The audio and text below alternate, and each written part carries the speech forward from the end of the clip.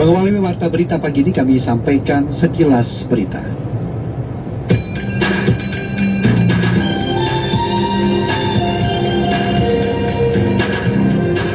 Indonesia akan menerima lagi 1 juta vaksin COVID-19 dari pemerintah Prancis setelah sebelumnya menerima total 3,8 juta vaksin AstraZeneca. AC Milan akhirnya memetik kemenangan pertama mereka di Liga Champions musim ini usai mengalahkan Atletico Madrid 1-0 dalam lawatan ke Stadion Wanda Metropolitano, Spanyol dini hari tadi pada laga lanjutan Grup B. Badan Nasional Penanggulangan Bencana atau BNPB mencatat 2.500 bencana alam yang didominasi bencana banjir, angin puting beliung, serta tanah longsor telah terjadi di Indonesia hingga Rabu 24 November 2021 kemarin.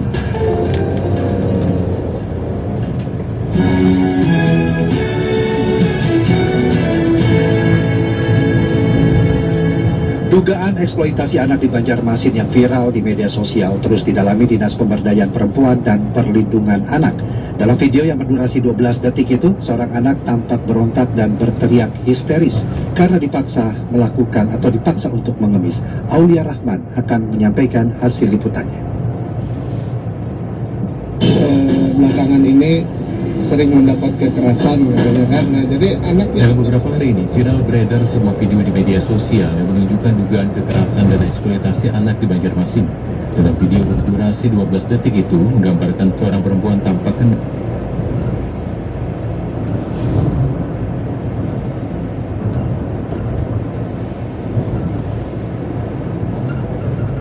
membopong seorang anak. Tapi si anak bersangkutan berontak dan berteriak histeris. Video itu pun akhirnya menimbulkan reaksi beragam di kalangan warganet. Rupanya, anak itu dipaksa dan disuruh mengemis oleh perempuan dan seorang pria bersarung yang tak lain adalah kedua orang tuanya sendiri. Video itu diupload oleh seorang warga berinisial L. Ketika dikonfirmasi, L mengaku geram dengan kondisi itu yang kemudian lantas memilih memotret kondisi bocah itu dari belakang lalu menguploadnya ke media sosial. Aduh, ini mesti ada yang berbuat sesuatu atau ada yang bertindak gitu loh. Karena ini nggak benar gitu loh, dan kewajiban sebagai warga negara, warga kota harus lapor. Anda saya mau lapor kemana ya kayak begini gitu loh. Saya coba masukin aja deh ke sosmed saya pribadi dan saya secara teman-teman dan diwadukan ternyata viral. Kita yakin perhatian dari pemerintah kota, dari Pak Wali Kota, dari Dinsos gitu loh. Pokoknya perhatian dari mereka untuk ada kasus seperti ini. Selesai video viral, pemerintah kota melalui Dinas Pemberdayaan Perempuan dan Perlindungan Anak Kota Banjarmasin akhirnya bertindak. Kepala Dinas Pemberdayaan Perempuan dan Perlindungan Anak Banjarmasin, Iwan Fitriadi, mengklaim pihaknya sudah turun ke lapangan untuk mengumpulkan keterangan dari masyarakat. Kalau kondisi anak secara fisik itu seperti tidak ada persoalan, tetapi yang kami dengar memang beberapa informasi mengatakan bahwa belakangan ini sering mendapat kekerasan katanya kan. Nah, jadi anak yang mendapat kekerasan itu biasanya secara psikologis biasanya bisa terganggu secara psikologis. Iwan mengakui faktor ekonomi menjadi alasan utama ketika ada oknum warga yang melakukan aksi mengemis dengan modus berbagai cara termasuk menggunakan anak di bawah umur. Saat ini tahapan yang telah ditempuh berkoordinasi dengan pihak terkait, baik itu pihak kelurahan, kecamatan dan juga unit perlindungan perempuan dan anak Polresta Banjarmasin. Berdasarkan data UPTD Perlindungan Perempuan dan Anak Kalimantan Selatan, hingga pertengahan tahun saja, sudah ada 30 kasus pada anak di Kalimantan Selatan. Jumlah tersebut lebih banyak dari tahun lalu, yang hanya 33 kasus.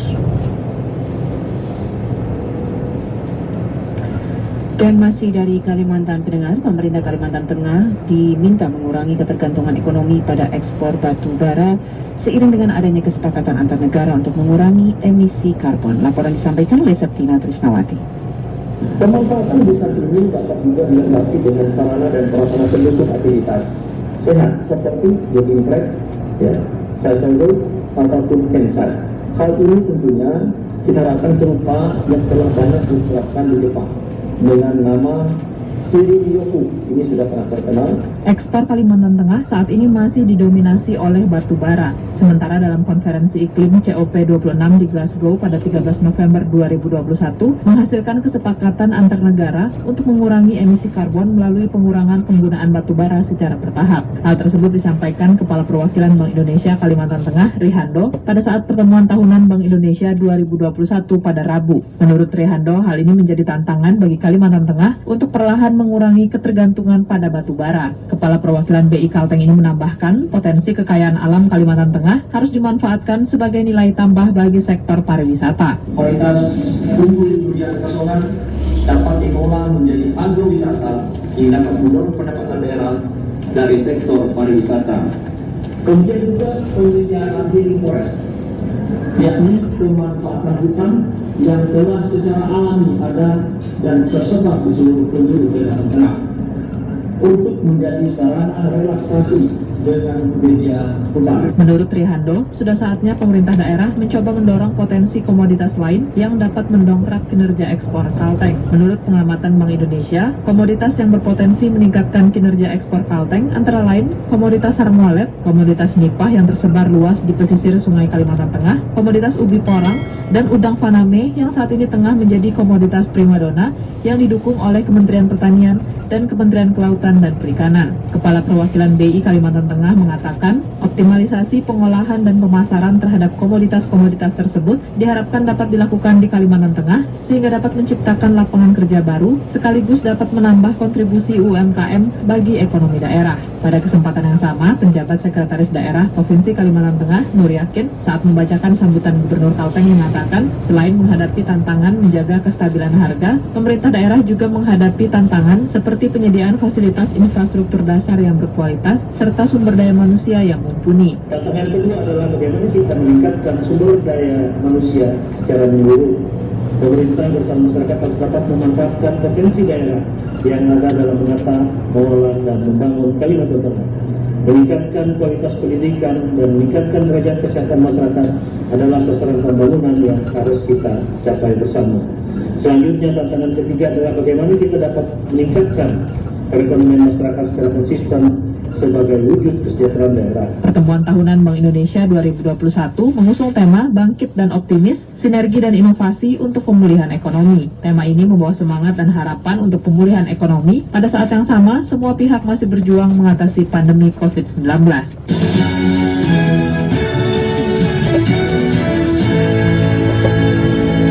Praktisi pariwisata Bali menolak diberlakukannya kebijakan PPKM level 3 selama libur Natal 2021 dan Tahun Baru 2022.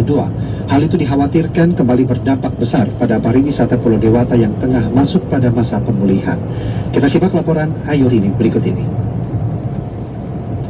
Menolak 100%, ya tentu itu kan memukul kembali pariwisata Bali. Jadi Bali ini sudah babak belur karena aturan-aturan pemerintah pusat. Kebijakan pemerintah pusat yang akan menerapkan PPKM level 3 di seluruh wilayah Indonesia selama libur Natal 2021 dan Tahun Baru 2022 ditolak praktisi pariwisata Bali. Kebijakan yang akan berlaku 24 Desember hingga 2 Januari 2022 itu dipastikan kembali melulantakan pariwisata Pulau Dewata yang tengah bangkit. Praktisi pariwisata Bali Inyoman Ruta Adi dikonfirmasi RRI di Kuta Badung menolak tegas kebijakan tersebut. Menurutnya, jika kebijakan itu diberlakukan, pariwisata Bali akan kembali lumpuh. Apalagi momen Nataru menjadi peluang meraup rezeki akhir tahun. Ruta Adi menjelaskan menekan mobilitas masyarakat saat Nataru bukan berarti dengan PPKM level 3. Apalagi sektor pariwisata telah menerapkan protokol kesehatan ketat, salah satunya dengan aplikasi Peduli Lindungi. Ia berharap pemerintah daerah bisa mencarikan solusi terbaik tanpa harus dengan kebijakan PPKM level 3. Jika tidak, bisa dipastikan pariwisata Bali kembali mati suri. Pemerintah, baik provinsi, kabupaten kota maupun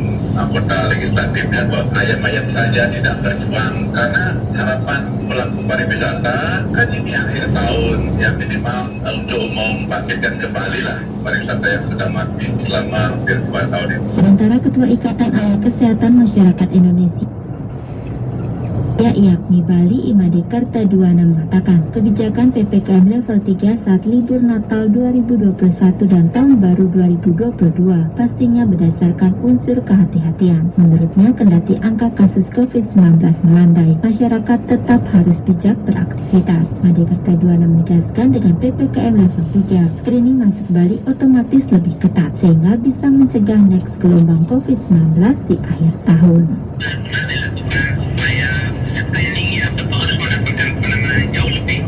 Pemerintah akan menerapkan aturan pemberlakuan pembatasan kegiatan masyarakat PPKM level 3 di seluruh wilayah Indonesia mulai 24 Desember 2021 hingga 2 Januari 2022. PPKM level 3 diyakini dapat menekan mobilitas masyarakat saat momen Nataru sehingga tidak terjadi lonjakan kasus COVID-19. Sementara itu, pemerintah Kota Malang, Jawa Timur memperkuat unsur 3T sebagai ganti tidak adanya penyekatan saat libur Nataru. Laporan disampaikan oleh Awang Sukmawan. Pemberlakuan pembatasan kegiatan masyarakat PPKM level 3 Natal dan Tahun Baru 2022 atau Nataru mendatang tidak dilakukan penyekatan di wilayah Kota Malang. Namun beberapa aktivitas yang memicu kerumunan massa tetap dilakukan pembatasan. Hal ini mengacu pada kebijakan yang telah ditetapkan oleh pemerintah pusat berkaitan dengan PPKM level 3 Nataru setanah air mulai 24 Desember 2021 hingga 2 Januari 2022 mendatang. Wali Kota Malang Sutiaji mengatakan meski tidak ada penyekatan di wilayahnya, pihaknya akan menguatkan testing, tracing, dan treatment. Hal itu nantinya akan dilakukan di tempat-tempat yang mengundang kerumunan dan secara acak dilakukan tes swab guna mengantisipasi penyebaran kasus COVID-19. Nataru kan mau dari Presiden tidak ada penyekatan, ya, tapi tetap nanti kita akan secara reguler atau insiden, kami akan lakukan itu 3T lah. Testingnya, penguatan testing, dan testing di tempat-tempat kerumunan, ya, kan tempat-tempat kerumunan. Sehingga harapannya itu secara otomatis nanti orang-orang yang berkerumun kan sudah mulai, ya itu tetap kan secara otomatis gitu. Tapi tidak ada penyekatan, ya. Hal itu kan masing-masing nanti kita kumpulkan. Untuk penataan detailnya dilakukan pembahasan dalam rakor kesiapan Nataru di ruang sidang Balai Kota bersama dengan Forkopinda. Wakil Wali Kota Malang Sofyan Edi Jarwoko yang hadir dalam rakor tersebut mengatakan aturan resminya akan dicantumkan dalam SE Wali Kota yang kini tengah disusun. Hal ini nantinya juga berkaitan dengan penutupan tempat-tempat wisata hingga aturan jam operasional, pusat perbelanjaan atau mall, resto, kafe, dan layanan publik lainnya. Bahwa kesiapan Nataru itu menghadapi satu kondisi, satu kita masih dalam situasi pandemi, maka ketentuan-ketentuan kaitan dengan protokol kesehatan COVID dan seterusnya, Satgas akan mempersiapkan segala sesuatunya, bagaimana itu bisa berjalan dengan baik. Yang kedua, pelaksanaan Natal sendiri, baik program dan sebagainya juga memperhatikan daripada kondisi protokol kesehatan atau pandemi itu. Ditambahkan dengan aturan PPKM level 3, upaya ini bisa menekan penyebaran COVID-19 di wilayah Kota Malang saat Nataru.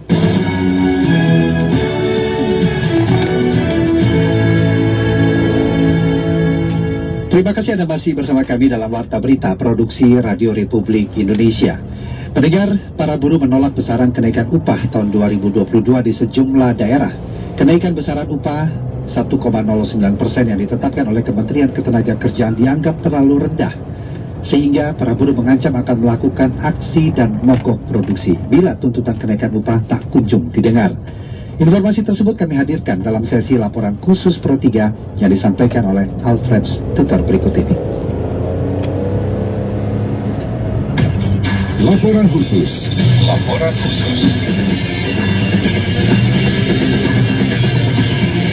Laporan khusus. Aksi ini akan diikuti se-Jabodetabek masuk ke Istana.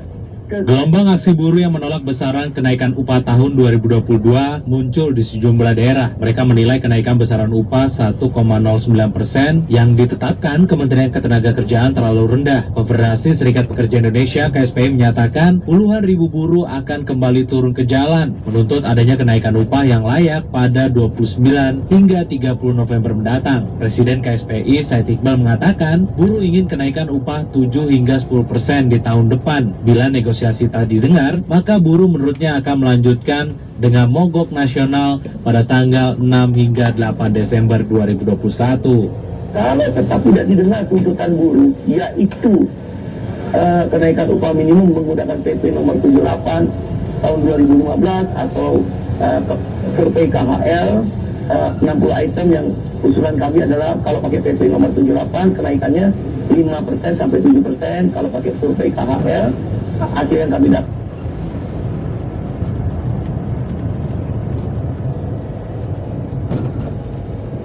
Mogok hingga menghentikan produksi dapat menyebabkan dampak yang luas. Menurutnya ketika perusahaan tutup, maka yang rugi bukan hanya pemilik tapi karyawan secara keseluruhan.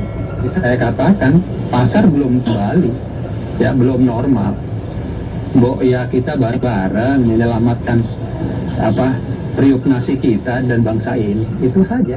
Di sisi lain, Kementerian Ketenagakerjaan menyatakan setiap daerah berkewenangan menetapkan sendiri besaran kenaikan UMP-nya di luar pedoman besaran UMP yang dihitung Kemenaker. Direktur Jenderal Pembinaan Hubungan Industrial dan Jaminan Sosial PHI dan Jamsos Kemenaker, Indah Anggoro Putri pun mempersilahkan buruh untuk mengajukan negosiasi pada masing-masing kepala daerah.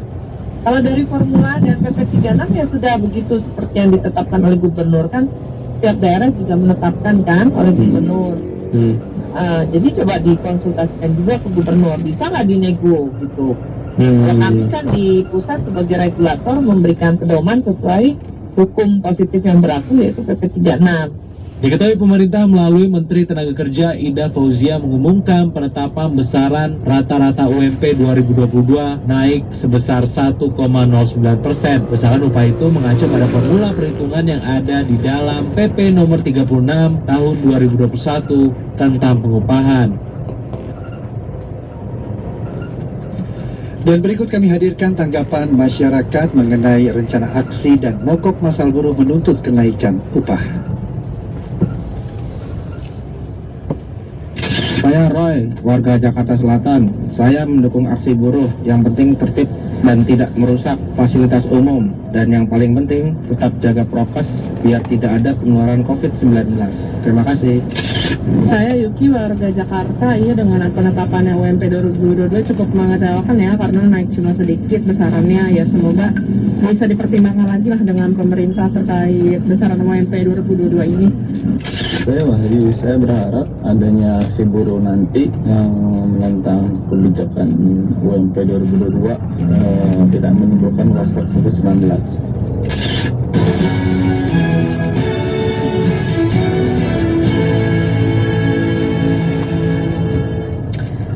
Pendengar, komentar RRI pagi ini menyoroti sikap kelompok buruh yang tetap menolak keras penetapan upah minimum provinsi atau UMP tahun 2022 yang secara rata-rata nasional hanya naik 1,09%. Komentar disampaikan editor senior Pro 3 RRI Widi Kurniawan.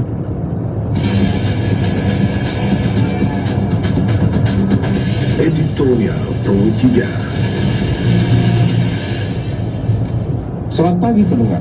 Penentuan kenaikan upah minimum provinsi yang hanya rata 1,69% pasti dilematis. Pemerintah daerah tentu harus mempertimbangkan kondisi perekonomian di daerahnya secara umum, sedangkan massa buruh merasa sebagai pihak yang dirugikan dengan sedikitnya kenaikan upah minimum tersebut. Beberapa data menunjukkan memang kenaikan itu cukup kecil. Misalnya, di DKI Jakarta upah buruh hanya naik sekitar Rp37.749 atau menjadi Rp4.453.000. Di Banten menjadi Rp2.501.000 atau naik sekitar 1,63%. Di Jawa Timur juga serupa, naik sekitar 1,22% menjadi sekitar Rp1.891.000. Kenaikan yang tidak lebih dari 2% juga terjadi di Jawa Barat. Lantas, apakah kenaikan UMP ini akan berubah? Secara hitungan ekonomis, memang kecil sekali untuk buruh hidup hanya dengan upah sebesar itu. Akan tetapi secara faktual juga harus dipahami bahwa kondisi ekonomi negara memang belum pulih. Tidak sedikit pengusaha menutup usahanya. Artinya, semua pihak perlu menjaga iklim usaha yang kondusif agar tidak terjadi kemunduran dalam pemulihan ekonomi nasional. Aksi demonstrasi yang terus-menerus dikhawatirkan justru membuat iklim usaha terganggu dan pada gilirannya banyak pihak yang akan rugi. Ini tentu perlu dihindari. Demikian komentar, selamat pagi.